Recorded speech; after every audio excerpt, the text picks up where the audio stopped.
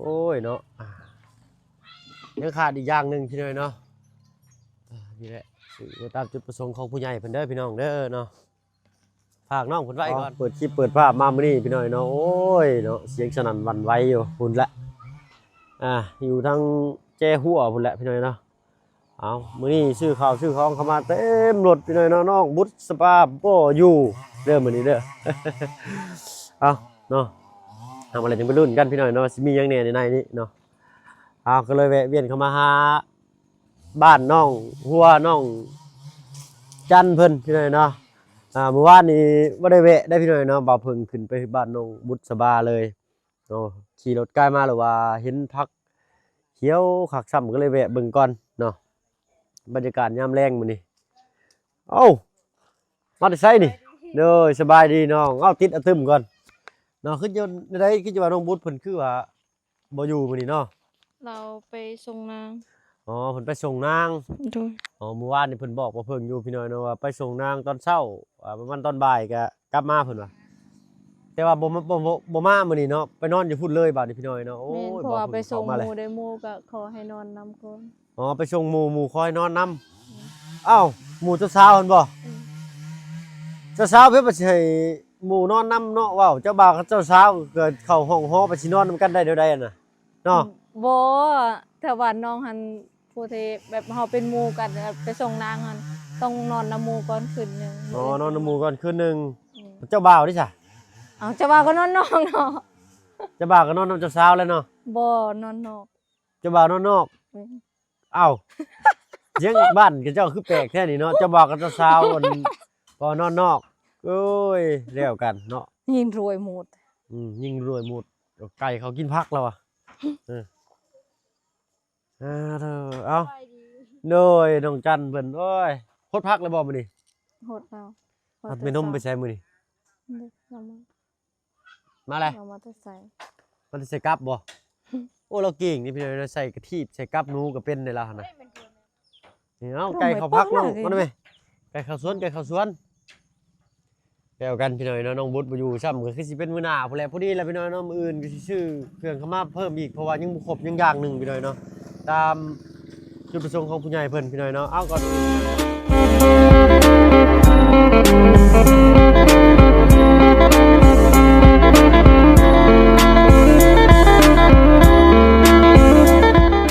พี่น้องเลยเนาะกับทักทายสบายดีผู้ใหญ่ใจดี FC เบิร์ดทุกท่านที่เข้ามาหาประชมช่อง YouTube บ่เพิ่งเคยหลายคือเก่าพี่น้อยเนาะตัวได้พี่ช้างมาไม่น้มมานั่นใส่กับเป็นบ่เจ้าเอายังใส่เหงื่อมันแม่เอามันต้นบ่โอ้ให้มันมันเด้อเนาะได้ยังภายในเอวมานะ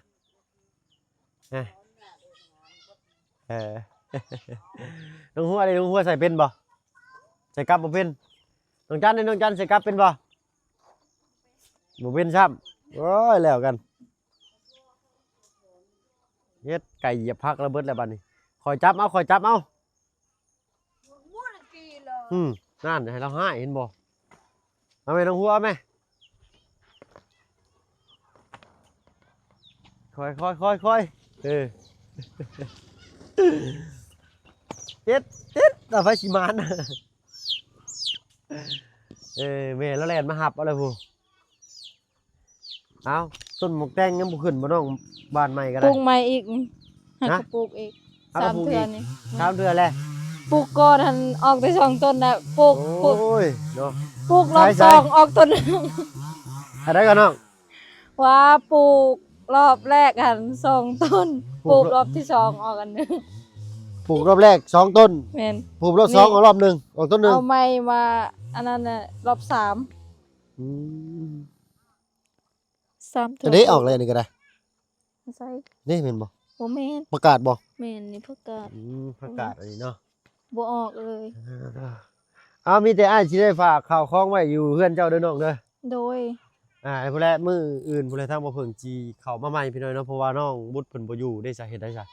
สิได้ถือลงไปเซโปนี่ก็ป้าโตบ่แม่นใกล้ๆพี่น้อยเนาะหางกะแลลงมาแต่บ้านดงกินนี่เนาะซื้อของอีกอย่างนึงบ่ได้เลาะเบิดบ้านดงพี่น้อยเนาะบ่มีมันเจิดเนื้อเจิดไตไม่ค่าจนปวดหัวนำไม่ค่าก็ได้ไม่ค่าก็มีแต่ค่าไม่ค่าเวียดบาทเนาะ น้องก็หาก็มาแต่เวียดหาก็ฮอด มาถ้าก็มาแต่เวียด โดย ไปยังน่ะเวียดนี่ มาแต่งานศพพี่สาวเสีย โอ้เอ้ยพี่สาว อืม อยู่ไสอ่ะ อยู่เวียด เอาเพิ่นไปอยู่เวียดบ่ นี่ ในอะไรก่อนเลย หึ อันพี่น้องแท้ๆนี่บ่ แม่นพี่น้องทั้งพ่อ พี่น้องทั้งพ่อเป็นเชื้อสายเวียดบ่ บ่อันนั้นแม่นก็เสื้อสายเวียดคือกันแต่ปู่ย่าของพ่อนะ อ๋อปู่ย่าของนั่นเป็นเชื้อสายเวียดเนาะ แต่ญาติทั้งพ่อญาติห่างๆนี่เป็นเชื้อสายเวียดพี่น้อยเนาะโอ้จังพ่อเจะจังสิหัวน้องจันนี่บ่คือเวียดเนาะอันนี้คือนี่แดบดำมาน้องเอ้ยแหละแบบไปออกแดบดำลายจะเลยเหยียบพักแล้วบุญเบิดได้พี่น้อยเนาะเอ้าหยอกล้อสิเด้อพี่น้อยเนาะบ่เพิ่นก็บ่ฮู้ดอกจักแพ้ว่าพี่สังบัดข้าวของเนี่ยสิไปไว้ใช่น้อง เอาไว้ทั้งเพื่อน เอาไว้ทั้งเฮือนเนาะ โดย เนาะเขาจะมีหยังแหน่พี่น้อยเนาะในรถล่างก็ได้มีแต่สิฝากน้องเพิ่นไว้ฝากไว้ก็บ่เป็นหยังติเนาะบ่มันก็บ่หกติเนาะ บ่ เนาะบ่ดีมื้ออื่นทางอ้ายสิ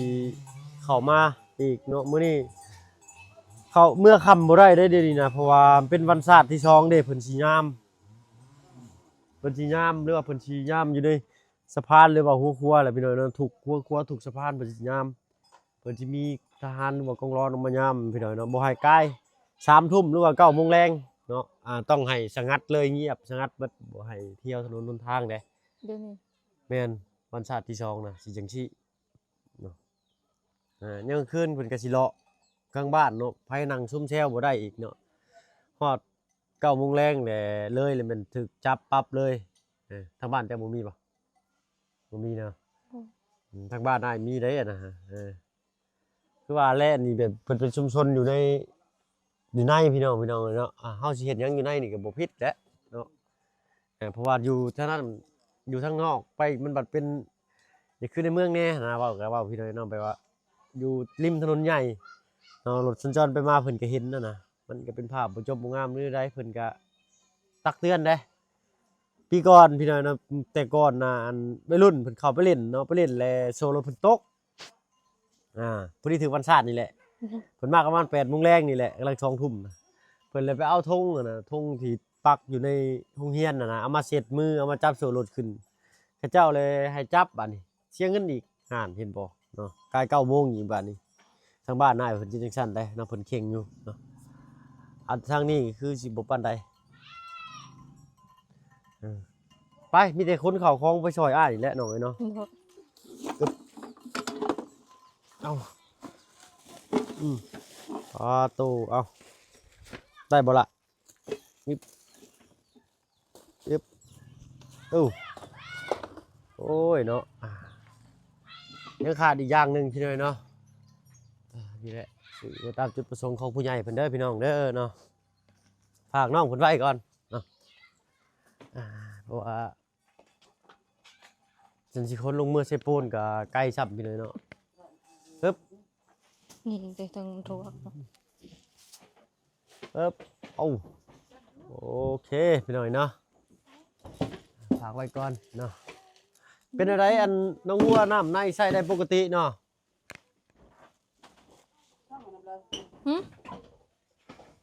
นั่นแหละอ่ะ น้ำในนี่ฟืนไฟใส่ได้ปกติบ่ โดย เอาจะได้กับฝากน้ำเนี่ยเด้อ โดย เนาะอันเก่าคลองน้องบุตรเพิ่นเนาะมื้ออื่นยังไปรุ่นเปิดเบิ่งกันพี่น้อยเนาะว่ามีหยังเนี่ยข้างในเนาะ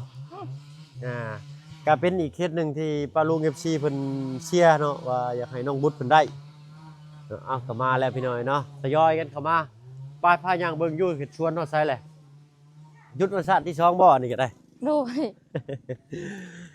เนาะพักผ่อนก่อนว่าซั่นซะเอาลักหนึงไปใส่ เอาเบ้ย นั่น ตราหลักมวยนี่ล่ะ นี่ได้คุ้มพี่น้อยเนาะ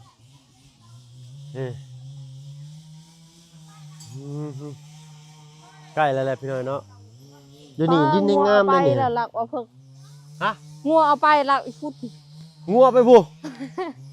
ปอตุน้องอันว่าหมักพริกนี่เฮาต้องปลูกเบี้ยนบ่หรือปลูกงอกมัน ปลูกในมัน ปลูกในมัน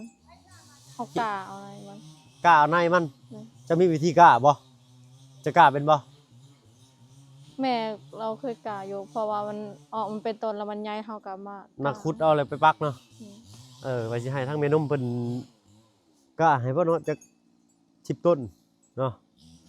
เอาถ้าว่าเจ้าปลูกหรือเจ้ากล้าเลยกล้าเผื่ออ้ายเด้อ โดย เนาะคือสิบ่ยากดอกพี่น้อยเนาะกล้าเลยก็สิไปให้บ้านน้องต้นกล้าเพิ่นว่าซั่นซะเนาะบ้านน้องต้นกล้าเพิ่นบ่มี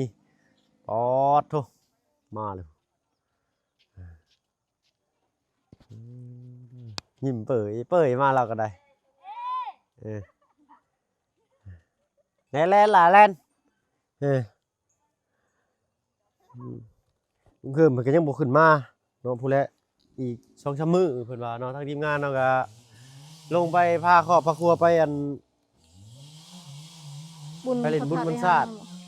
เนาะทั้งผึ่งบ่อินพี่น้อยเนาะบ่อินกับบุญทานปานใดพี่น้อยเนาะทั้งบ่ผึ่งก็เลยบ่ได้หาวบ่ได้ดองใส่เนาะ ลูกเมียอ้าย ลูกเมียก็อยู่เฮือนอยู่ซ่านนั่นแหละเนาะไปลิ้นจักสิได้จักมันเบิดยุคเบิดสมัยได้น้องเอ้ยเนาะมีแต่เฒ่าไปมื้อหน้าแหละบัดนี้เนาะมีเงินก็เก็บไว้ดีกว่าเนาะเอาไปลิ้นบุญก็เบิดแล้วบัดนี้ลูกไปแห่งกินนมเก่งซับเนาะซื้อมื้อละ2แก๊สเหลืออยู่ครึ่งแก๊สซ้ำหาก็ได้ เนาะ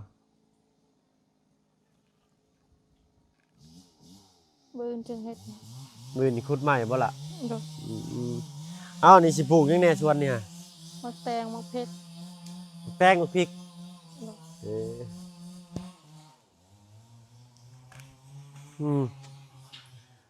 มื้อได้สิได้ปลูกป่ะดิน้องยังบ่ทันได้ขุดนานครับ ยังบ่ทันได้เชื่อ ยังบ่ได้ทันได้ขังจำน้องแต่ข้าวขังก่อนบ่จึงขุดนานมัน แม่น ยังจะคันอยู่น้องไอ้เนยหนานี่ อ้ายต้องทาตลอด ใช่มันเลิกในหนานี่มันเลิกเดี๋ยวมันเป็นแผลเลยแหละแต่ก็ยังอยู่พี่น้อยเนาะเหล่าบองหักไม้เพิ่นไปพุ่นแหละไปหาอยู่ตะลุมตะลางพุ่นแหละน้ำในนี่เพิ่นว่าเพิ่นหับประกันจักปีจักเดือนก็ ปีหนึง ปีหนึ่งเนาะถ้าว่าคัดข้องหยังกะโทรเพิ่นมาเช็คเบิ่งได้เนาะผลิตนี่อยากได้แต่ก็ฟุ้ยแล้วพี่น้องเนาะแต่ว่ามันบ่มีแต่เพิ่นอันนั้นมาขายได้เพิ่นใส่รถมาขายใส่คักช่ำน้ำก็ได้น้ำบาดาลเนาะโอ้ยอันนี้ต้อง5 ลักใช่ไหมเด้อล่ะเด้อ โดย ต้นไม้มันบ่ได้ได้นี่ใหญ่ขึ้นไม่นี่ใช้ไฟลูกหัวดิเรียบร้อยแล้วนะยึบเถอะพากินข้าวกินน้ำยังมื้อนี่ ยัง ยังบ่ได้กินซ้ แม่นมาแต่นั้นน่ะ ำโอ้ยเนาะเอาเฮ็ดได้ละบาทนี่เนาะจะได้ก็ฝากไว้น้ำเจ้าก่อนเด้อน้องเด้อมื้ออื่นน่าจังสิเข้ามาเนาะ โดย มื้อนี้ก็บ่มีคนอยู่พี่น้อยเนาะเพิ่นไปเย็นเทศกาลเบิดเนาะมีแต่ข่อยนี่แหละอยู่ผู้เดียวนี่นะเว้าน้องซ้อนก็บ่อยู่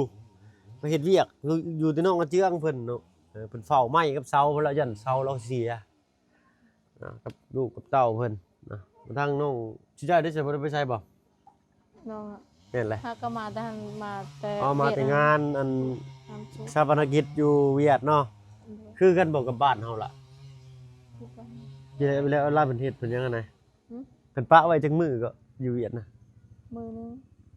มื้อหนึงเนาะบ่คือลาวเฮาเนาะ2-3มื้อเนาะใครอยู่พี่เลยเนาะหัวคือเสาร์น้องจันทร์คือเหลืองอยู่มื้ออยู่บัดนี้ฮะนี่เจ้าเหลืองเนี่ยจ้ะแม่นอยากเหลืองเหลืองหน่อยหนึง น้องบ่ได้เรื่องหรอ บ่เจ้าบ่ได้เหลืองอันนี้น้องจันทร์น่ะอยากเหลืองหน่อยหนึงเนาะถ้าก็สังเกตเบิ่งได้พี่น้อยเนาะเอาเราผิดปกติหน่อยหนึงดอกพี่น้อยเนาะนอนเด็กบ่จักปานน่ะเนาะสิแล้วอ้ายบอกแล้วอย่าล้มผู้บ่าวหลายคือโซเชียลนะเนาะเอ้ยเมื่อยแล้วบัดนี้เนาะทางข่อยก็จะสิไปไสต่อบัดนี้คนก็บ่อยู่เฮือนอยู่ชานซ้ำเว้าอัน ทีมงานเมื่ออ้ายก็เหงาอยู่ผู้ ที เดี ม ยว งานเมื่อเบิดอ้ายก็เหงาอยู่หน่อยหนึงถึงปานกลางพุ่นแหละเนาะเฮ้ยบ่เป็นหยังพี่น้อยเนาะ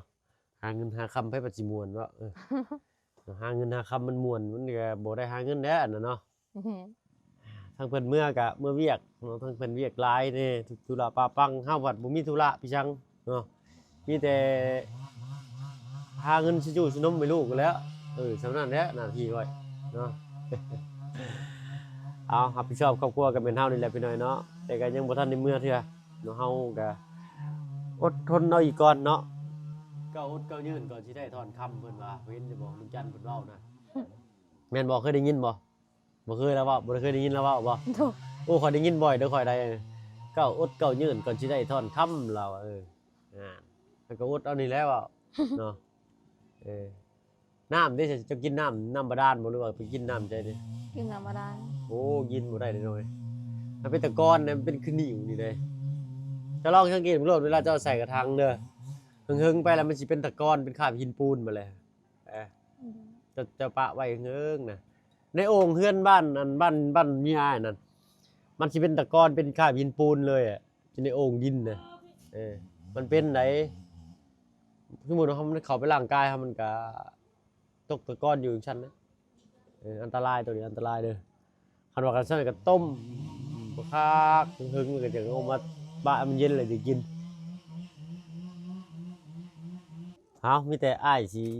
เมื่อก่อนแล้วบัดนี้เนาะค่อยคำแรงลงโอ้ยพี่น้อยเนาะขอโทษขออภัยทำลายมีแต่ฝากผมเจ้าไว้ก่อนเด้อล่ะเด้อเนาะเอามื้ออื่นเป็นหยังก็จังเอามาแล้วจังยู่สิล้อขึ้นมาให้เราเลยเนาะมื้ออื่นเด้อยู่ให้อ้ายนำเด้อเนาะพายู่ไปเด้อ หนูเว้ย เนาะยืมล้อรถเข็นแล้วนี่แหละพี่น้อยเนาะซื้อมาแต่เซโนบ่ได้ฮะเนาะบ่ธรรมดาได้เดินทางมาไกลๆนะพี่น้อยเนาะได้ยังกินเด้แม่นมมื้อแรงเพิ่นนี่เนาะแม่นมมันได้ยังกินมื้อแรงนี่ โอ้โหกัด ถ้าไปใส่กะทิพี่น้อยเนาะถ้าว่าเราได้แล้วไว้เด้ออ้ายสิซื้อเด้อถ้าว่าเราได้ดูแล้วไว้อ้ายได้สิซื้อเด้อคือว่าเราก็จะว่าอยากกินดีกัน ไอ้ซื้อเอาไว้ใส่ ฮะ ไอ้ซื้อมาปิ้งกิน ชื่อปิ้งกินนี่แล้วเนาะ ถ้าแม่น้องได้น้องก็สิปิ้งให้กินก็ซื้อก็ได้ เพราะว่าสิชื่อเอาเมื่อให้อันแม่อยู่บ้านตะโคงนี่แหละเนาะหมู่แม่หมู่นะเนาะเอาเกินเป็นทุกแม่ทุกพ่อนำเพื่อนเนาะไปก็ไปพักไปเช้าในเฮือนเป็นอะไรซุมื้อนี้ก็ได้เนาะเมื่อคืนนี่ก็นอนอยู่คนเดียวเอาคำมากก็ชาวบ้านแตกวุ่นๆแล้วพี่น้อยเนาะบัดนี้ไปเนาะเจ้าก็ซั่นไปทางอื่นก่อนเด้อน้องเด้อ บ่กินข้าวกันเนาะ โอ้ยน้องเอ้ยอยู่ฟ้าเมื่อแล้วมันค่ำจนเขาสิลัดด้วยนี่เนาะ โอ้โห รถอ้ายแฮงบ่มีพี่ช่างซ้ำมีแต่ป้ายทะเบียนครั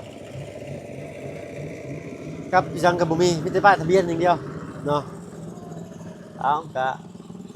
เสี่ยงดวงเสี่ยงทายไปแล้วไปคู่มือนี่ก็ได้เนาะเอาก็ซ้ำเงินเนาะแล้วเนาะซื้อน้ามาพี่น้อยเนาะว่ารถบ่เพิ่งบ่ได้มีหนังแสนหนังสือมีหยังเลยเนาะก็ปล่อยง่ายก็รถเถื่อนนั่นแหละเนาะคันสิซื้อรถใหม่มื้อหนึงต้นห่างก็76,000แม่นบ่หรือว่า86,000นั่นแหละ76,000 78,000พุ่นได้น้องเอ้ยเนาะรถอันนี้ฮะรถแบบบ่ไล่ขี่นะทั้งแม่อ้ายเพิ่นก็มีเงินอยู่สำนั้นเพิ่นก็เลยเอาให้แล้วก็เลยไปซื้อได้สำนี้มาเนาะก็เบิ่งเอาไล่ขี่เป็นถนนหนทางก็ขี่ดีๆเพิ่นก็บ่จับขี่ทางขี่แทงขี่บิดขี่ยอกไปเพิ่นก็จับเลยเนาะบ่เหลือแหละถือว่าคุ้มค่าเติบได้อ้ายมานี่ก็ได้มาสิปูนนี่ก็200โลพุ่นเนาะแต่ว่ารถผู้อื่นเนี่ยบ่กล้าขี่มาได้เนาะรถอาจารย์เพิ่นก็มีหนังสือเพิ่นก็สบายรอดโตเย็นดากไปแล้วก็ได้ไปก่อนสำหรับคลิปนี้ทางบ่เพิ่งและน้องบุตรน้องจันขอตัวลาแล้วพี่น้อยเนาะตื่นมาน้องน้องจันกับน้องหัวพี่น้อยเนาะโอ้ยขอโทษขออภัยเนาะลงลืมก็มีแต่ฝากนำเด้อน้องเด้อเนาะมื้ออื่นได้สิเข้ามาเนาะจักสิตอนใดจักสิตอนเช้าหรือสิตอนแรงบ่ได้ไปใช้แต่ว่ามื้ออื่นเจ้าก็ได้บ่ได้ไปใช้เนาะมื้ออื่นให้แม่นมมันมานเด้อสิกินปิ้งหนูนี่ตั้งแต่เกิดมาเคยกินหนู2ครั้ง2เทื่อกินหนูเนาะเทื่อแรกก็แม่ใหญ่แล้วผัดกะเพรากินใส่บักถั่วตะกี้อยู่นะเนาะแต่ตอนยังน้อยรอบ2ก็มากินอยู่บ้านน้องไส้นี่มันมีพังพรกับหนูเพิ่นชื่อมานะเอากับรุ่นเบิ่งพี่น้อยเนาะถ่ายกินอยู่เด้อบอกแม่นมนำ เอาพี่น้อยเนาะพบพรคลิปหน้าเด้อพี่น้องเด้อเนาะสำหรับคลิปนี้ถ้ามาเพิ่งอยู่น้องหัวขอตัวลำลาแล้วพี่น้อยเนาะผิดพลาดประการใดก็กราบขอโทษขออภัยนำหลายๆเนาะพอดีมื้อนี้เข้ามาทางน้องบุตรเพิ่นไปธุระปาปังเพิ่นพี่น้อยเนาะไปเวียกไปงานอยู่พุ่นแหละทางวิระเนาะวิระจักเพิ่นไปนอนนำเจ้าสาวว่าซั่นซะเนาะบ้านเฮาบ่มีได้พี่น้อยเนาะไปว่าไปส่งเจ้าสาวแล้วไปนอนเป็นหมู่นี่บ่มีเจ้าบ่าวกับเจ้าสาวเพิ่นส่งเข้าเฮือนฮอเลยฮะสาวไป10คนก็นอนเบิดหั่นน่ะ บ่โตบ่อยเมื่อยอีกห่วยสมมุติว่าผู้บ่าวทั้งนั้นก็ม่วนแล้วเนาะผู้บ่าวทั้งนั้นก็สำสิมาเล่นแล้วโอ้ยสรุปแล้วเพิ่นสิไปเบิ่งผู้บ่าวไว้พี่น้อยเนาะเอ้าเนาะรุ่นเบิ่งนำกันพี่น้อยเนาะอ๋อโดยเนาะเอ้าพบพ้อกันพี่น้อยเนาะสำหรับคลิปนี้เว้ากันหลายใจกันห่างเอ้าอยู่ดีมีแฮงเบิดสุขสุขคนที่เข้ามาชมช่อง YouTube บ่เพิ่งเคยหลายคือเก่าไปแล้วพี่น้อยเนาะสบายดีจ้ะ